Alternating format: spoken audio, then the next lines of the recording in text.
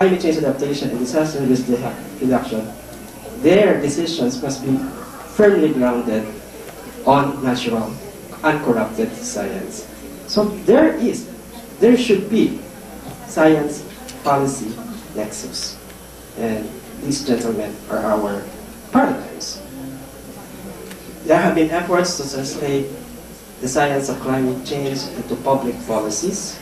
First and foremost, I think we should learn how to do vulnerability assessment and adaptation so that our comprehensive land use plan will be our first line of defense against disasters and climate change hazards. Is the Philippine government ready for climate change? We have some measures already. We have already enacted the Philippines, the Climate Change Act of 2009. We have already the Disaster Risk Reduction Management Law of 2010. And we now have also the People's Survival Fund Law. And we have already realized that even though there are two legal frameworks for climate change adaptation and disaster risk reduction, they need to be integrated. So climate change is a threat to the attainment of the Millennium Development Goals. As I've said a while ago, we have these already measures and strategies. There are lots of things to do. So the challenges, issues, and problems fall back into public administration. And in the College of Public Administration, National College of Public Administration and Governance, we have the tools, we have the methods, we have the concepts. We will help in climate change adaptation, mitigation, and disaster risk reduction. Thank you very much. Now may I ask our audience to join me in giving our token of appreciation to our panelists. First, I don't need to read, I think. Okay. Certificate of Appreciation presented to Dr. Andreas Lehange, Mr. Tito Cortez, and Lieutenant Colonel Vladimir Mata in recognition of their valuable contributions to our international conference given this 28th day of June 2012 at the Shangri-La Plaza Hotel, Mandaluyong, signed by the Dean, Estefania Pro, and Committee Chair, Dr. Denis Lorenes.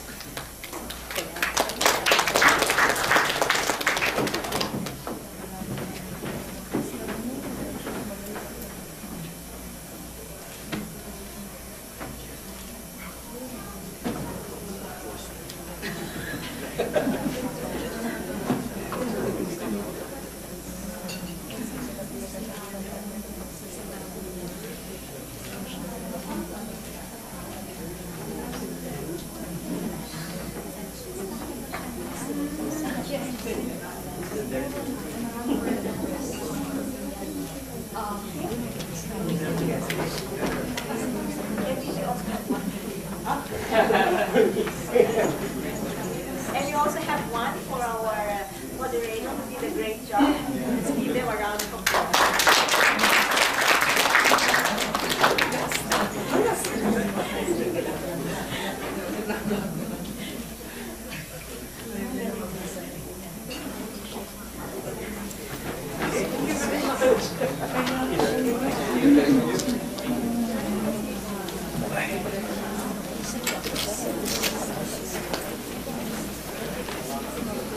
See you tomorrow morning at 8:30.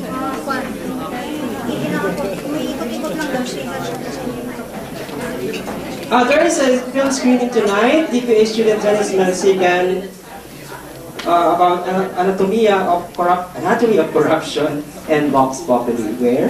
At 7 o'clock tonight. Please attend and watch this very good document service.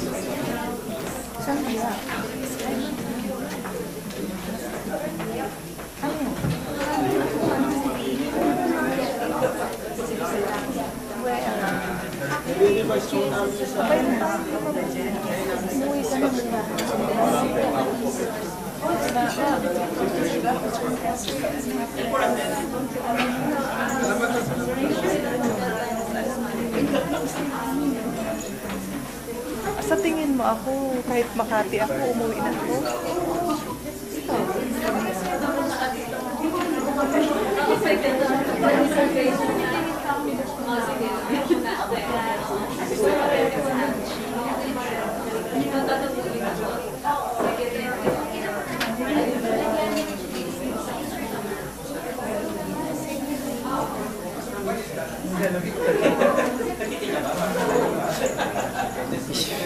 Samakot.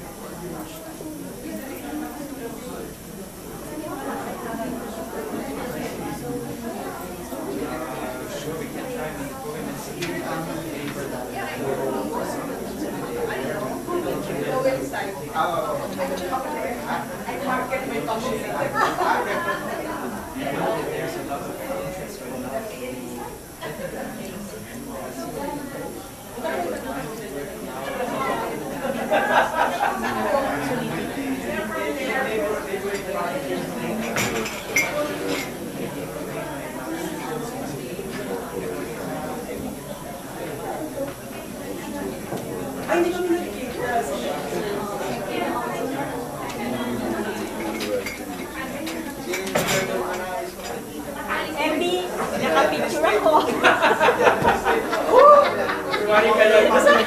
Nakamulat ako. Nagkumalit ako. Sino mo? Pwede nagsisihin mo. Wala kaming pang-ibigay na professional design.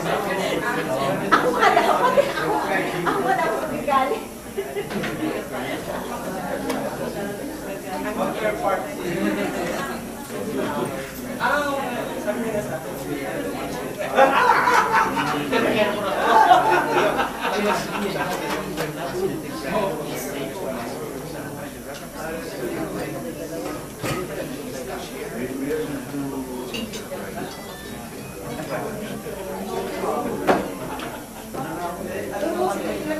Alumni na pupunta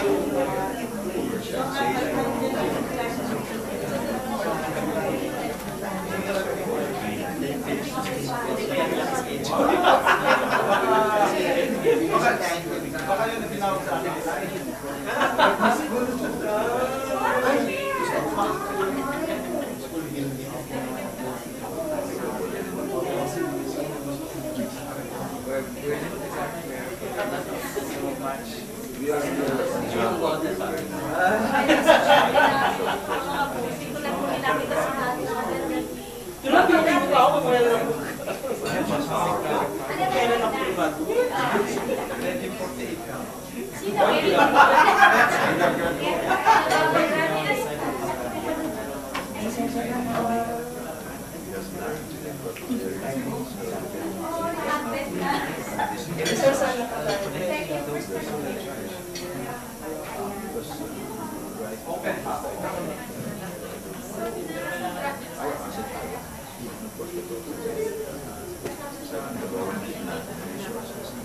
Darating pa si Maricar? Sino Maricar? Nandun sa pelikula?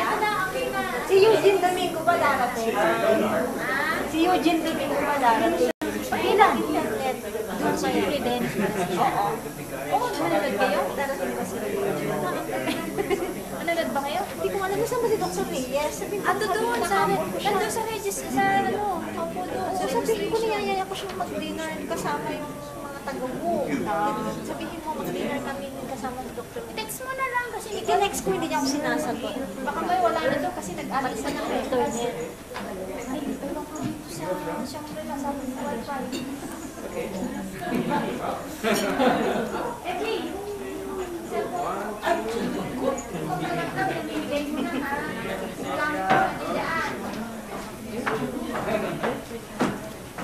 Oh, Juby, gusto mo dito? Oh my God. And I was Is there any other questions we can ask? Okay. To the question of Professor Lorna, I would say education is a continuous learning process. I cannot say that we are 100% climate change resilient. As a matter of fact, way forward, we still have a large number of initiatives that we are planning to implement. Like very obvious is the replication of these games and demonstration projects, because we have implemented this through pilot projects. So we really have to duplicate this in other municipalities. Also, we have the construction of new slaughterhouse, transferring it away from the coastal area. The installation of energy-efficient lighting public buildings. The implementation of the conversion of two-stroke to four-stroke engines of tricycle motors. Passage of local building code. Guidelines for government facilities. And infrastructure to make them climate resilient and DRR resilient. And of course, the approval by our Sangguniang Panlunsod, the amendments to our zoning ordinance. These are just a few of the initiatives that we still have to implement to really be a climate change and disaster resilient. Thank you. Well, although we made strides already in climate change and disaster, I think we have more things to do in Dagupan City. In fact, I mentioned that in my slide to number 20. The things that we still have to do, well, compared with other LGUs, probably we are way ahead. But I think for our standards, I think we still have many things to do to be climate resilient and to be disaster resilient as well. Thank you.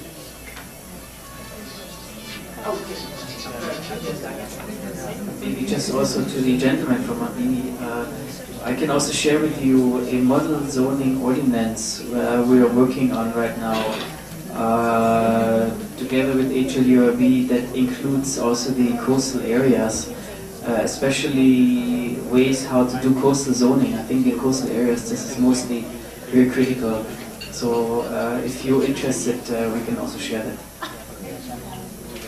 So with that, I enter this discussion on ecology, environment, climate change, and public policy. Before we started, I asked the question, is there a science policy nexus? Are the findings and conclusions of climate change science translated into public policies? Is the Philippine government ready for climate change adaptation and disaster risk reduction? What are the challenges, issues, and problems? I would like to answer those questions by referring to the two gentlemen of the Dagupan City and Sorsogon. We are very proud of them because they are products of this college, 60 years. And so you will see that even they are products of public administration, more of management, political science, social science. They are now into the natural science. Because before they can implement ordinances on climate change and disaster risk,